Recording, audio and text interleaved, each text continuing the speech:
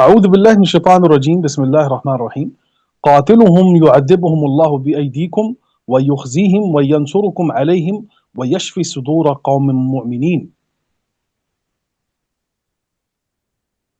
ایک لائن میں آپ کو اس پوری آیت کو بیان کرتا ہوں.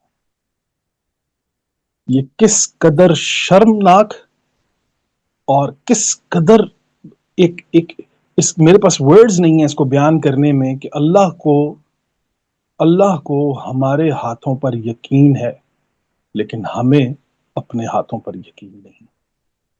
یہ دیکھیے، قاتلہم یعذبہم اللہ بأیدیکم، تم ان سے لڑو. ٹھیک ہے، قتال کے اندر وہ جہاد نفس سے بات شروع ہوتی ہے اور پھر وہ قتال جس شکل کا ہوگا، ظاہر ہے کوئی انسان جب ہمیں قتل کرے گا تو اسے قتل کیا جائے گا.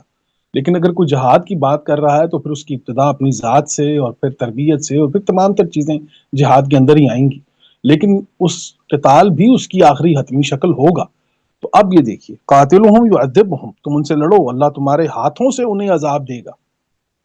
اللہ کو ہمارے ہاتھوں پر یقین ہے کہ اللہ ہمارے ہاتھوں پر اعتماد کر رہا ہے اور وہ بتا رہا ہے کہ تمہارے ہاتھوں سے یہ کروں گا، لیکن ہمیں ہمارے ہاتھوں پر یقین نہیں.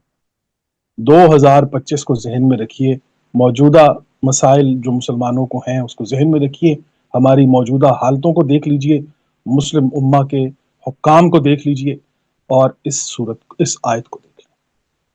قاتلہم یعذبہم اللہ بأیدیکم ویخزیہم وینصرکم علیہم ویشفی صدور قوم مؤمنین. تم سے لڑو، اللہ تمہارے ہاتھوں سے انہیں عذاب دے گا اور انہیں ذلیل و رسوا کرے گا. یہ وعدے دیکھیں آپ ذرا، وعدہ دیکھیے آپ ذرا. علیہم، اور ان کے خلاف تمہاری مدد فرمائے گا اور ایمان والوں کے دلوں کو ٹھنڈا کر دے گا. مومنین کے لیے. اور میں نے عرض کیا تھا کہ مومن تو کبھی کمفرٹ زون میں نہیں رہتا. ظاہر ہے خدا کی مدد حاصل کرنی، اگر آپ چاہتے ہیں کہ خدا کی مدد ہو تو آپ پہلے تو اپنی مدد آپ کیجئے، اپنے آپ کو اس قوت پر، اس معیار پر لے کر آئیے، اس صداقت پر، امانت پر لے کر آئیے کہ جو مطلوب ہے قرآن کا اور اللہ کے رسول کا. اپنی طاقت کو ان کی طاقت سے بڑھائیں، اور اگر آپ کو نہیں بھی آپ بڑھ پائے تو کم از کم آپ کی ایمانی حالت اتنی مضبوط ہونی چاہیے کہ آپ کو یقین ہونا چاہیے کہ ہم حق پر ہیں اور انشاءاللہ تعالی ہم حق بات کریں گے اور حق پر ڈٹ جائیں گے. لیکن بہت دکھ کی بات کہ اللہ کو ہمارے ہاتھوں پر یقین ہے لیکن ہمیں ہمارے اپنے ہاتھوں پر یقین نہیں ہے. یہ سورہ توبہ آیت نمبر 14.